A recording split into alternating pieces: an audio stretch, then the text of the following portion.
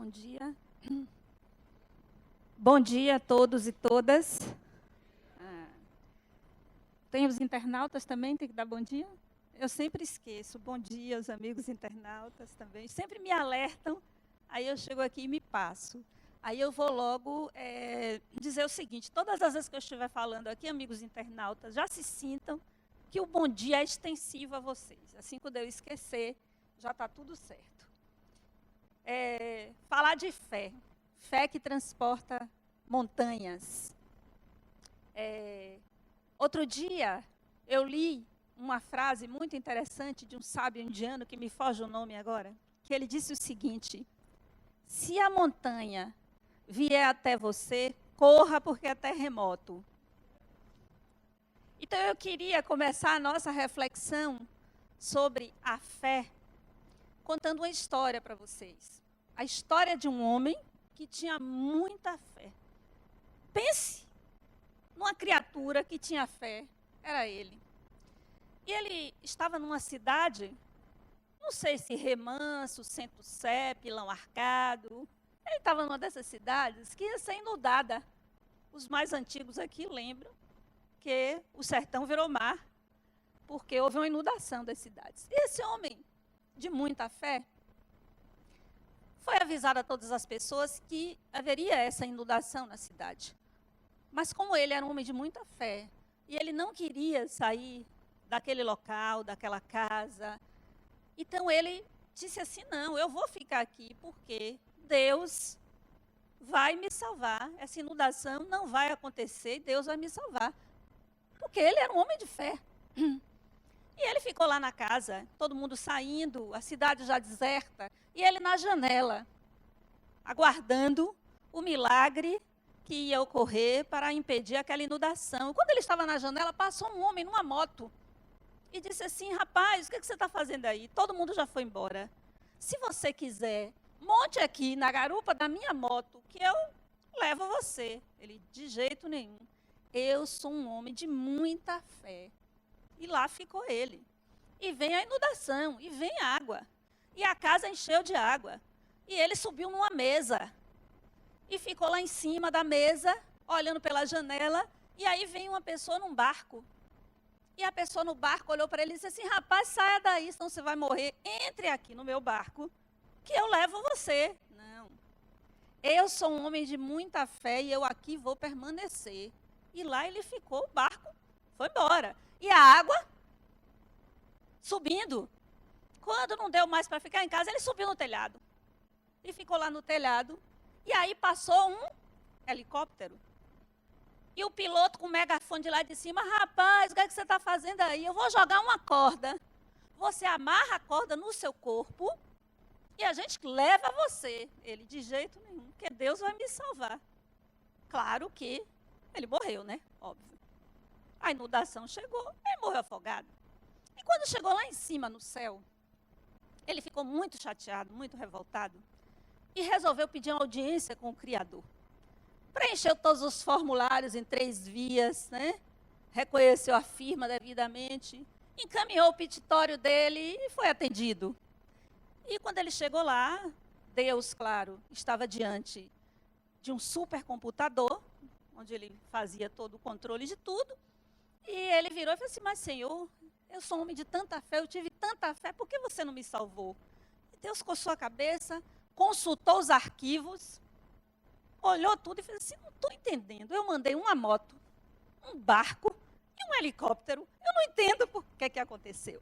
Então, eu gosto muito dessa historinha sobre a fé, porque é importante que a nossa reflexão seja em torno da desconstrução de uma percepção que é até cultural, da nossa formação judaico-cristã, que está nas raízes da nossa religião mais predominante, ou que predominou durante a maior parte da história da conformação da nossa sociedade brasileira, da nação brasileira, que é uma percepção de uma fé na qual eu deposito no Criador a responsabilidade pela minha salvação. Entendendo salvação aí dentro daquilo que vocês quiserem compreender como salvação.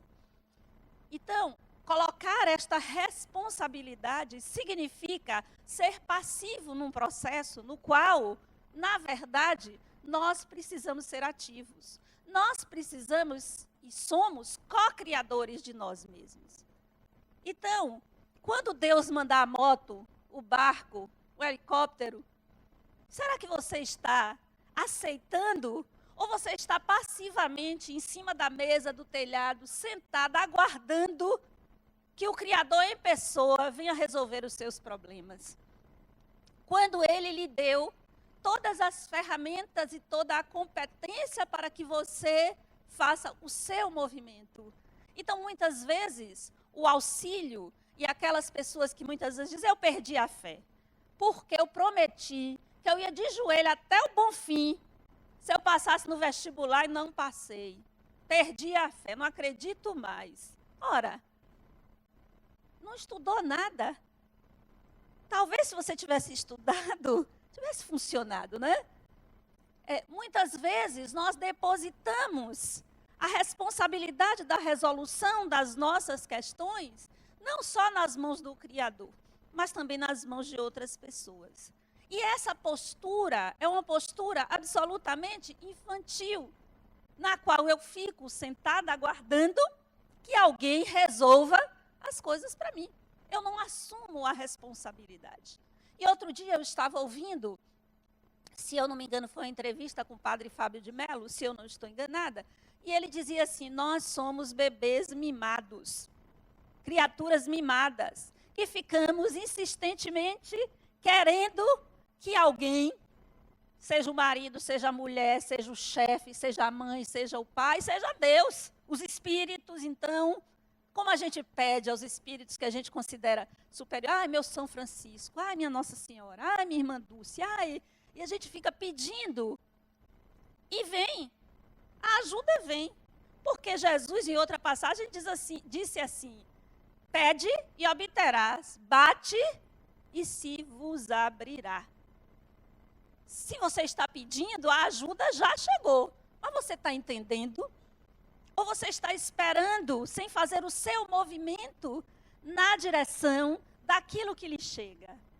O que é que está sendo solicitado de você? Qual é o movimento que está sendo solicitado a você para que você resolva ou alcance aquela graça que você acredita que é merecedor? Porque às vezes já começa por aí. Nós às vezes temos uma ilusão em relação à realidade. Às vezes é muito difícil enxergar a realidade. A gente pensa que está enxergando, mas não está. Muitas vezes a nossa percepção da realidade é uma percepção enviesada totalmente pelos nossos complexos, pelas verdades e valores arraigados e rígidos que nós construímos ao longo da nossa formação, pelas nossas projeções, como nós projetamos. Ou projetamos tudo de bom em uma pessoa, ou projetamos tudo de sombrio.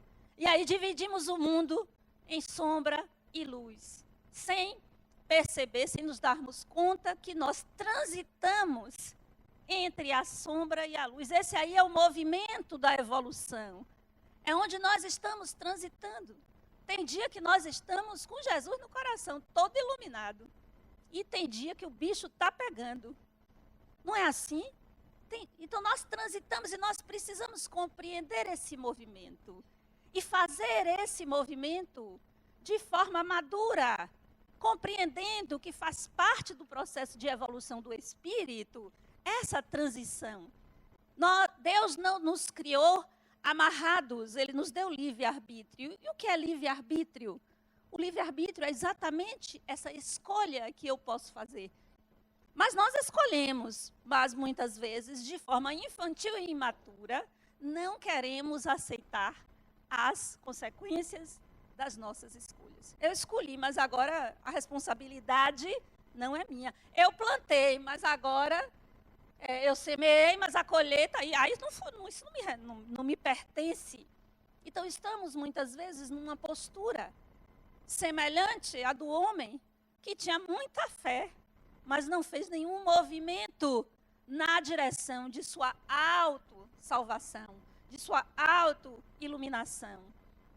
Então, transitar entre sombra e luz requer fé. Mas não é a fé que alguém vai fazer por você ou que Deus vai fazer por você. Ele lhe dá as ferramentas, os instrumentos, as oportunidades, as possibilidades.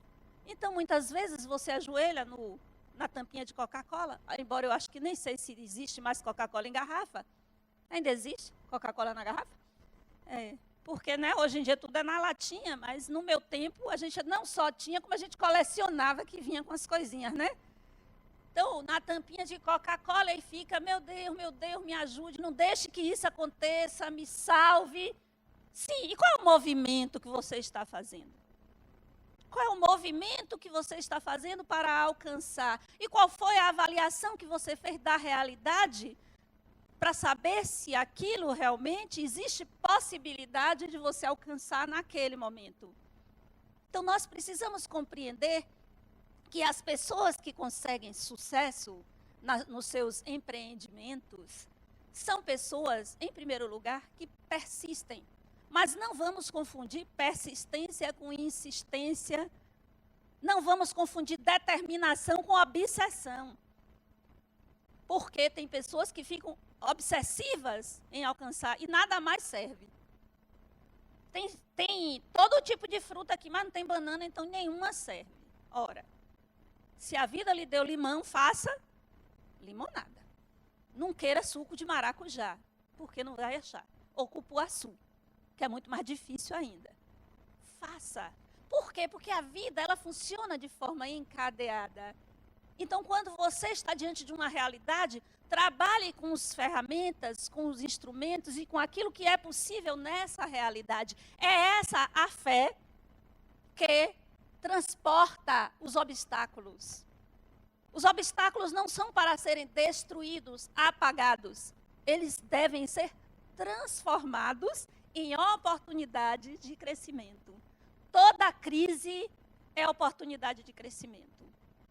Aquilo que sobra, os pedaços que sobram do nosso castelo de ilusões que nós muitas vezes construímos, esses pedaços são as ferramentas que você tem para transformar uma realidade adversa em uma realidade que lhe proporciona crescimento e evolução.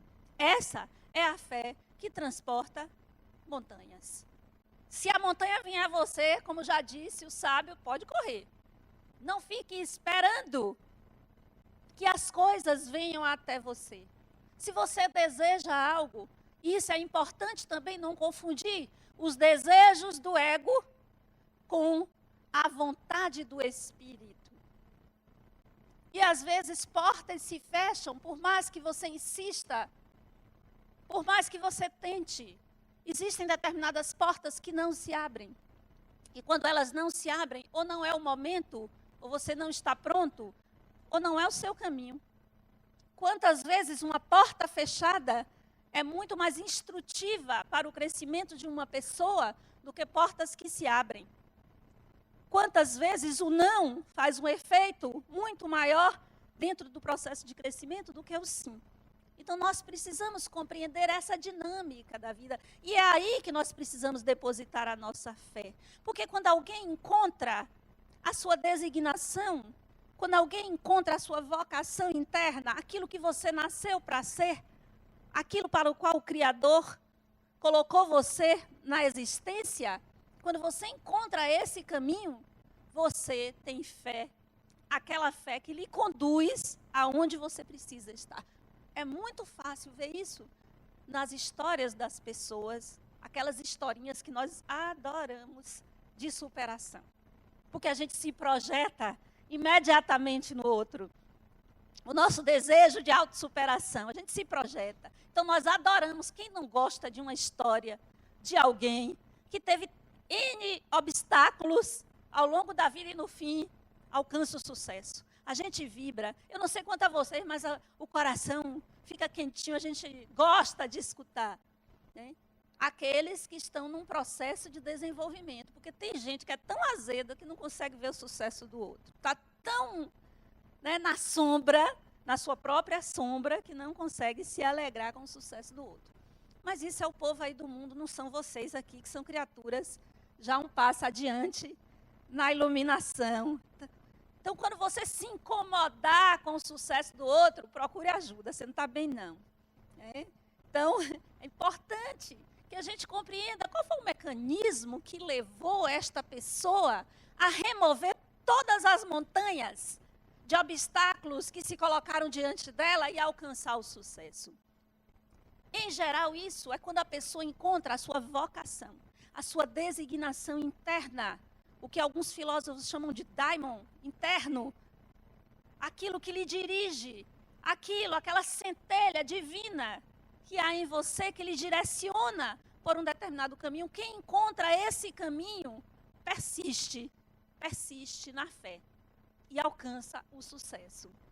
Então é importante compreender para onde o meu desejo mais profundo, o meu eu mais profundo está me direcionando. O que é que me deixa de fato feliz? De que é feita mesmo a felicidade? Porque essas pessoas não pensem que elas não encontraram montanhas e montanhas para superarem, para removerem, para transformarem. Em contrário, e o que é que levou essa perseverança até o sucesso, até a vitória? E outra coisa importante, o que é o sucesso? Isso é a primeira coisa que a gente precisa estabelecer para a nossa vida. O que é o sucesso? Se o sucesso para você estiver depositado nos ganhos materiais, certamente você vai ter problema. Se não tiver agora, vai ter quando desencarnar. Porque vai ficar tudo aí, você vai ficar obsidiando quem ficou, querendo ainda continuar, né, no domínio das coisas que você deixou para trás. Isso também, você também vai ter problemas porque os bens materiais são perecíveis. Tudo muda. Vem a crise, você estava lá em cima, daqui a pouco derruba. Você não sabe, você perde coisas materiais, elas são, como eu digo aqui, e não canso de repetir, emprestadas. Você faça um bom uso daquilo que você tomou emprestado. Faça um bom uso, porque não é seu. Tudo que é material não lhe pertence de fato. Só lhe pertence aquilo que você conseguiu construir dentro de você, porque é isso que você vai levar ao desencarnar. Não sei se já disseram para vocês, mas vocês vão desencarnar. Alguém já disse? Vocês estão cientes disso ou eu estou provocando um choque? Todo mundo vai desencarnar. A gente corre, corre, corre. No fim, ela sempre vence, porque não adianta correr. Então, essa consciência da finitude, do tanto que as coisas materiais são perecíveis, isso não significa desvalorizar o ganho material. Significa colocar as coisas materiais no devido lugar. O material está a serviço do espírito imortal para o seu processo de crescimento. Então, use tudo que você conquistou materialmente para promover o seu crescimento, a sua evolução espiritual. Use, não seja usado pelas coisas. Então, é importante que a gente estabeleça quais são mesmo nossas metas de felicidade. Nós não precisamos de tanta coisa assim para sermos felizes, na verdade. Se você fosse para ficar aprisionado em uma ilha, o que você levaria? O que você levaria? O que é que realmente tem valor e tem importância? Essa é uma boa forma da gente descartar coisas que são supérfluas e que muitas vezes nos impedem o processo de crescimento e desenvolvimento, ainda trazem sofrimento. Tem gente que sofre horrores, porque não pode ter isso, não pode ter aquilo. Que bobagem, que bobagem. Que importância tem ter isso ou ter aquilo, porque alguém estabeleceu que ser feliz e ter sucesso está relacionado a ter isso, ter aquilo, ter um corpo assim, um corpo assado, e aí fica difícil, só na próxima encarnação, né? Porque tem coisa que realmente não tem como. Então, se você depender a sua felicidade de determinadas coisas que estão, ou das coisas, melhor dizendo, que estão fora de você, você está fadado a ter muitos problemas e muitas dificuldades. Mas, quando você coloca os seus valores no seu mundo interno, quando o que lhe direciona a vida é aquilo que você constrói dentro de você, você vai encontrar a felicidade de existir, porque é para isso que nós estamos aqui. Não estamos aqui para a infelicidade. Nós estamos aqui para alcançarmos a felicidade de existir. Então, quais são suas metas? Quais são as montanhas que estão se erguendo diante da sua fé, naquilo que você quer alcançar? Será que elas são reais ou elas são fruto da sua ilusão em relação ao seu próprio respeito, em relação ao que seja ser feliz? O que é que de fato tem valor, o que é que de fato tem importância na sua vida interna, no seu mundo interno? Porque quando os nossos referenciais estão fora de nós, certamente nós estamos vivendo na ilusão. Uma ilusão de felicidade. E aí a nossa fé, ela enfraquece. Não existe força, não existe energia suficiente para alcançarmos o que queremos. Porque quando nós, de verdade, quando no nosso íntimo, na essência do nosso ser como Espíritos de Deus, queremos alguma coisa, não existe montanha, não existe obstáculo, não existe nada que nos impeça de alcançarmos. Porque nós estamos aqui para isso, porque Deus nos ama. O Deus é de misericórdia, não é de justiça, não é justiceiro. Então, tudo o que nós precisamos está à nossa disposição. Mas nós criamos, muitas vezes, uma rede de ilusões e não compreendemos aquilo que a vida nos traz como ferramentas de fortalecimento da fé em nós mesmos e, consequentemente, da fé em Deus. Nós confundimos as coisas, porque as coisas não nos chegam no pacote, na embalagem que eu gostaria que viesse. Alguém me dá uma joia enrolada num papel, num jornal, e de repente eu posso estar jogando o jornal fora com a pedra preciosa dentro.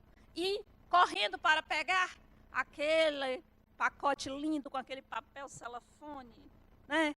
Aquele laçarote de fita de seda que não tem nada dentro.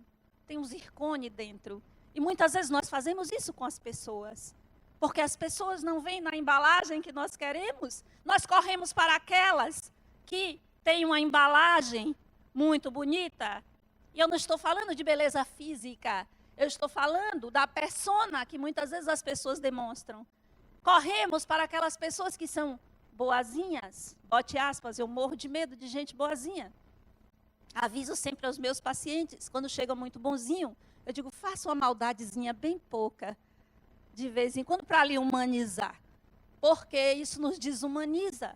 Então as pessoas chegam com um discurso muito bonito. As pessoas são afáveis e nunca discordam de nada. Não vou criar problema. E aí, essas pessoas, em geral, nós corremos para essa. E aquela outra, que muitas vezes é muito verdadeira naquilo que diz, naquilo que coloca, nós corremos dessas pessoas, porque elas nos incomodam, nos demonstrando que quando no Evangelho Jesus diz assim, o remédio ficou para o doente. Uma coisa que eu acho muito interessante é a diferença que nós estabelecemos no centro espírita e na nossa vida cotidiana. A gente chega numa mediúnica, gente, o povo vira tudo santo, compreende tantos espíritos, chega a cada espírito que seus cabelos arrepia. É cada coisa, cada maldade. E o que é que nós dizemos para eles? Meu irmão, já começa assim. Meu irmão, perdoe, compreenda. Aí a gente chega em casa, alguém faz algo muito menor, muito mais simples, e a gente condena a pessoa. Você não chega, meu irmão, vamos conversar. Não tenta compreender, não. Quer detonar. Na família, no trabalho, ambiente de trabalho, então, uma beleza. Eita, lugar de aprendizado, não é? Tem hora que a gente tem vontade de voar no pescoço de um e torcer. Você não tem, não? Eu tenho. Às vezes, ainda bem que eu não fiz até agora, mas não mexa muito com a sombra, porque, né, de repente, pode pular aí algo. Então, nós precisamos, é aquilo que eu falei, nós precisamos entender que nós transitamos entre sombra e luz. Quando nós compreendemos isso, nós entendemos que aquilo que nos chega são ferramentas e oportunidades na construção da escada da evolução degrau por degrau. Todos os obstáculos que nos chegam para nos favorecer, nunca para nos trazer apenas o sofrimento. O sofrimento faz parte, mas o sofrimento deixa de ser sofrimento quando você compreende o significado e o sentido daquele acontecimento na sua vida. É muito importante nós nos abrirmos às experiências. Todas as experiências que nos chegam, acolha a experiência que chega para você. Não dê as costas, não fique na revolta. Não ache que é um castigo, que é um karma, que você está queimando karma. Entenda como um aprendizado. Até se você morrer, o que é que tem? Tem gente que, não viajo disso, de avião, eu não faço isso, não faço aquilo, eu tenho medo de morrer. Então você não vai poder viver, porque você vai morrer, eu já disse. Se você vai desencarnar, como é que você pode ficar com medo de uma experiência que todos nós, inclusive, já passamos inúmeras vezes? Esse caminho nós já percorremos, é conhecido. Mas nós temos medo das experiências. Se morreu, morreu. Teve uma vez que uma criatura, não sei se eu já contei isso para vocês, mas se contei, vou contar de novo. Uma criatura ficou no meu pé, tomara que ela não esteja aqui, porque eu não me lembro mais quem é. A criatura ficou no meu pé, eu terminei uma palestra e a criatura foi de carona comigo e ela ia fazer uma cirurgia. E ela queria, porque queria que eu dissesse que ela não ia morrer na cirurgia. Agora veja, que aperto de mente da pessoa. E olha, é uma cirurgia simples, o risco é baixo, de fato era, mas uma cirurgia é uma cirurgia. Tudo pode acontecer numa cirurgia, né? Você pode extrair um dente e ter um choque lá com anestesia e a pessoa não ter habilidade ou não conseguir, não sei. Tudo pode acontecer durante uma cirurgia. Então eu não podia dizer a ela que ela não ia morrer. Vocês compreendem meu dilema? Eu não podia dizer que ia nem que não ia. Porque vai que a criatura desencarna e fica aqui no meu pé, não é? Já chega os meus obsessores, ainda tem que arranjar mais, eu não dou conta dos que já me acompanham, ainda tinha que arranjar mais uma. E até que eu perdi a paciência e disse assim, aí eu dizia assim, não, a cirurgia é simples, mas sabe aquelas pessoas que você vai dando solução e ela vai desconstruindo todas as suas soluções? Porque o que ela queria era que eu dissesse, pode fazer a cirurgia que não vai acontecer nada. Mas eu não ia dizer isso para ela. Porque eu não sou Deus, eu sei lá o que é que está qual é o tempo que cada um vai viver. Eu fiz um acordo para viver até os 80. Mas depende muito da minha conduta, para saber se eu vou ficar ou não, ou se eu posso desistir também, dizer, gente, menos aí que já está muito chato isso aqui, eu quero começar de novo. Então, aí eu disse para ela, sim, e se você morrer, e daí? Se morrer, morreu, depois se encarna de novo. Aí acabou, ela silenciou e foi-se embora. Então, muitas vezes nós queremos, né, respostas para as nossas questões vinda do outro. Queremos certezas, queremos que o outro nos dê as certezas. Quando nós é que precisamos ir em busca dessas certezas dentro de nós. Assim mesmo, toda certeza é temporária. Compreendam isso. Nietzsche, o filósofo alemão, disse: o maior inimigo da verdade é a certeza. Quando você tem certeza, acabou, não tem argumento. É igual discutir política, né? Com quem tem certeza. Ou negócio que dá problema. Hoje em dia, estou vendo gente se separando, amizade de anos se acabando, porque a pessoa tem certeza. Não discuta com quem tem certeza. Só dialoga com quem tem dúvida. Porque quem tem certeza, vai para onde essa discussão? Para lugar nenhum. Tá, então tá, você fica com sua certeza, eu fico com a minha. Vamos deixar que o tempo, que o futuro é que demonstre. Porque se a pessoa tem a certeza, não adianta. Então, as certezas, elas são temporárias e devem ser.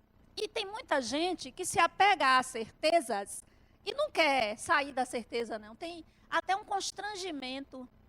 Contradiga-se. Não tenha medo de se contradizer. Né? Meu marido mesmo diz, você achava uma coisa, agora você não acha mais. Eu digo, sim, daí? E daí não acho. Agora eu mudei de ideia. Porque a gente precisa crescer. E mulher, então, hein? A gente muda de ideia, ninguém sabe por quê, nem a gente mesmo. A gente queria que agora não quero mais. Eu conheço uma que queria Porque queria, olha ela me contando, viu? Eu queria Bel sair, porque ele não queria, porque não sei o quê. E eu queria ir para um evento lá X. E ele não queria, eu insistir. Ele disse que não. Aí daqui a pouco liga o irmão e chama. E ele vai. Aí eu disse, agora também eu não vou mais. Olha que negócio difícil, uma criatura. Criatura, você não queria ir, criatura. Agora veja que bicho complicado é mulher, não é, meninos?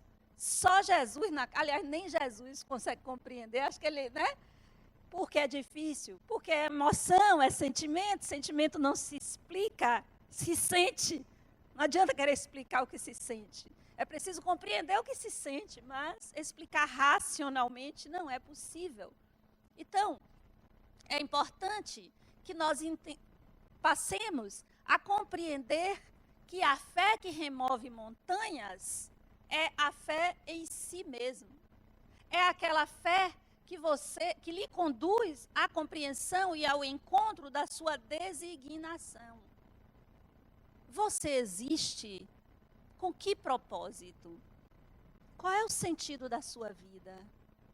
Para onde os acontecimentos da sua vida lhe conduzem ou lhe conduziram? Ou estão lhe conduzindo? Quando você descobre isso, a sua fé fica fortalecida. Porque é um movimento de dentro para fora. Não é um movimento que alguém, sejam os espíritos, Deus vai pegar você, porque é um processo de amadurecimento com a experiência. E se alguém tira você prematuramente da experiência, sem que você consiga, com suas próprias pernas, se erguer, você não tem o aprendizado daquela experiência. No Evangelho, em algumas passagens, em várias, aliás, das curas de Jesus, ele dizia o seguinte quando ele curava: tua fé te curou. Que fé foi essa? A fé do movimento que a pessoa fez para ir. Porque eu imagino que não devia ser fácil, viu? Devia ser uma fila danada para chegar perto de Jesus. Pense, não tinha telefone, não tinha internet, não tinha nada. Como é que... Tinha que andar não sei quantos quilômetros, não tinha sistema de transporte, não tinha avião. Aí as pessoas tinham que andar e andar e andar, eu imagino aqui, quilômetros e quilômetros. Às vezes devia chegar e ele já não estava mais lá. Porque como é que ia saber, né? Porque as pessoas estavam se movimentando. E imagine se alguém, hoje, eu fui num centro espírita aqui, com um amigo, em Sussuarana, a Casa do Caminho em Sussuarana, que fazem trabalhos de cirurgia espiritual e tal. 700 pessoas, em média, eles atendem por noite. As pessoas ficam 4, 5 horas esperando. Imagine se tivesse uma pessoa que fizesse cego ver, paralítico andar. Pense na fila. Pense para você chegar perto dessa pessoa. Então, eu imagino que não era tão fácil assim chegar até Jesus. Eu estou imaginando, mas com bastante lógica. Então, esse movimento da pessoa, se lembra da mulher que toca nele e ele nem vê? Porque ele está de costas e ela pensa, apenas se eu tocar nas vestes dele, eu ficarei curada. Que movimento foi esse? Foi dela. Foi a capacidade que ela teve de persistir e de ir em frente em busca da cura. Então, não adianta você ficar no centro espírita toda quarta-feira, toda sexta-feira, no trabalho de desobsessão, no trabalho de cura, se você não faz o seu movimento na direção da cura. Se você não faz o seu movimento na direção de uma transformação de padrão mental, para que você possa se desvencilhar dos obsessores que lhe acompanham. Porque tem muitos. Uns vão embora, outros ocupam imediatamente o lugar. Porque o seu padrão continua o mesmo. Você não conseguiu um processo de transformação interna a ponto de criar uma proteção em relação a esse tipo de influência. Então, faça o seu movimento, vá em busca. Existem pessoas, eu trabalho na área de saúde há muito tempo, que reagem diante, meu irmão conversava isso comigo, na época que ele era estudante e que fez um longo estágio no hospital Aristides Maltês, não é o Aristides Maltês, em Brotas? É. E ele dizia assim, a reação das pessoas é impressionante. Tem pessoas que diante de um diagnóstico de câncer, definham. E isso provoca metástases e a pessoa vai embora rapidamente. E tem pessoas que têm uma reação completamente diferente, positiva, de postura diante da vida. E como isso faz diferença? Como isso faz diferença? E essa diferença não é só relacionada com a cura física, porque a cura física pode nem acontecer, mas a cura espiritual, com certeza, acontece diante dessa postura que a pessoa tem à frente de uma doença. Não é só uma doença, qualquer tipo de problema. A postura, isso é fé. Fé não é você ficar ajoelhado na tampinha de Coca-Cola, pedindo que Deus resolva seus problemas, os espíritos, Francisco de Assis, seja lá qual for o seu espírito de devoção. Não é isso. Você pode orar, não tem problema nenhum. A oração nos conduz a um estado de consciência que nos conecta, que nos acalma. Ótimo, porque nós precisamos disso. Mas não é isso, é um movimento seu, interno. É uma mudança de postura diante de uma compreensão diante dos desafios da vida que vai conduzir você a alcançar. Não é, muitas vezes, aquilo que você acha que é bom para você, mas aquilo que de fato é. Porque às vezes o ego deseja coisas que não nos fazem bem. Mas a nossa essência como espíritos, a nossa alma, nós sabemos para onde estamos indo. Existe um guia interno, existe um sábio interior que nós precisamos escutar. E cada vez mais as relações humanas exigem essa escuta. Nós já tivemos inúmeras relações com o sagrado. Desde o início do processo de evolução humana, a nossa relação com o sagrado passou do temor, do medo, a um Deus justiceiro que ficava com um livrão lá de dever e haver, anotando suas mazelas e mandando você para o céu pela eternidade, ou condenando você ao fogo do inferno pela eternidade também. Mas hoje as pessoas não estão se conformando com essa relação. As pessoas querem um outro tipo de relação com o sagrado. E essa relação com o sagrado está diretamente relacionada com a sua capacidade de perceber o sagrado em você, dentro de você. Quando você alcança esse estado interno de sacralidade daquilo que está dentro de você, da essência, da chama, da energia de vida nos dada por Deus, quando você encontra isso, você sabe para onde direcionar a sua vida. E não tem montanha, não tem obstáculo, não tem nada que lhe demova da direção que você sabe que precisa ir. Eu estava outro dia assistindo um pequeno vídeo sobre mães talentosas, muito interessante, mostrando mães que percebem o sentido de direção da vida do filho e como elas persistem. A gente conhece muitas histórias assim, né? Espíritos que vêm com determinada mãe, que persiste, que é determinada e que empurra e que sabe para onde é que o filho precisa ir. E estava uma historinha de uma mãe, o que eu assisti, de um dos maiores neurocirurgiões norte-americanos. Ele era negro e ele enfrentou inúmeros obstáculos. Inclusive, inicialmente, ele tinha dificuldade de aprendizado. E os colegas, ele sofria bullying, os colegas diziam que ele era burro, que ele era o mais burro da sala, o mais burro do mundo. E a mãe dizia para ele, não, você é inteligente, você consegue, você... E ele foi, se tornou, superou. Foi o primeiro neurocirurgião norte-americano a fazer uma cirurgia de separação de gêmeos siameses. Primeiro, os meninos eram unidos pela cabeça. E ele teve sucesso na separação. E foi o primeiro precursor desse tipo de cirurgia. Então é preciso que a gente descubra o que a gente nasceu para ser.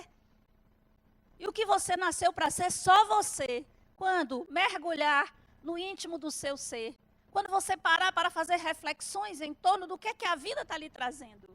Por que os obstáculos? Por que as montanhas se erguem na nossa frente, se não para fortalecer a nossa determinação em relação ao que a gente quer realmente fazer? Porque é diante das dificuldades que a gente fortalece o que a gente quer. Porque quando tudo transcorre facilmente, ou quando diante do primeiro obstáculo você desiste, será que era realmente isso que você queria? Ou você queria estar deitado em berço esplêndido com um caminho totalmente... Como é que você ia ter certeza de que é isso que você realmente quer para a sua vida? Então vamos entender os obstáculos como pontes ou pontos de fortalecimento da minha caminhada. É por aqui mesmo que eu quero ir. Não é isso que vai me demover daquilo que eu quero para mim. E quando a gente vai caminhando, ainda que a gente não alcance aquilo que desejamos nesta encarnação, nós estamos construindo para as encarnações futuras. Não esqueçam disso. Não se apequenem diante da vida achando que você só tem essa encarnação para realizar o que você quer. Realize. Você está construindo para o futuro. Se você deseja algo, se algo lhe fala de perto a alma, se você quer cantar, dançar, fazer o que você bem entende, faça, realize, porque você está se preparando. Aí quando chega na encarnação seguinte, a gente, é um prodígio, é precoce. Não, é um espírito. É um espírito que praticou e que veio trabalhando ao longo das suas encarnações e que ali já vem pronto.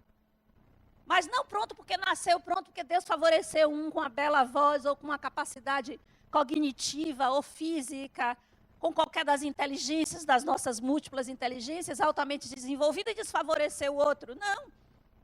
Então, não se apequene diante da vida. Tudo que você quiser aprender, aprenda, trabalhe para isso, porque você tem outras encarnações para conseguir dar conta daquilo que você não conseguiu nessa.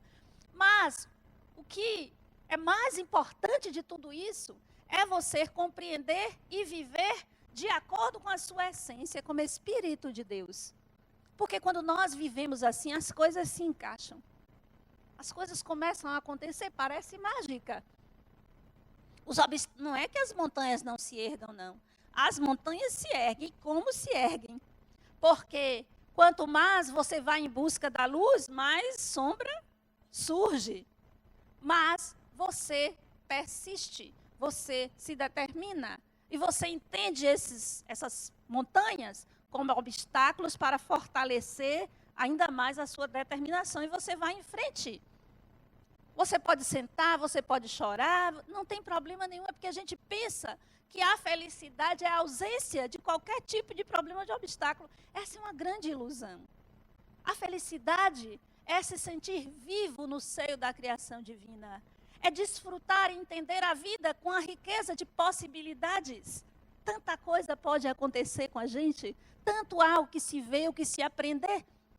Isso, quando você encontra isso, você transita pela vida e passa sim pelos obstáculos. Remove sim as montanhas, transforma montanhas, escala a montanha e tem um ponto de vista muito mais elevado em relação ao ponto de vista anterior, antes de você escalar essa montanha. Se tem uma montanha na sua frente, suba,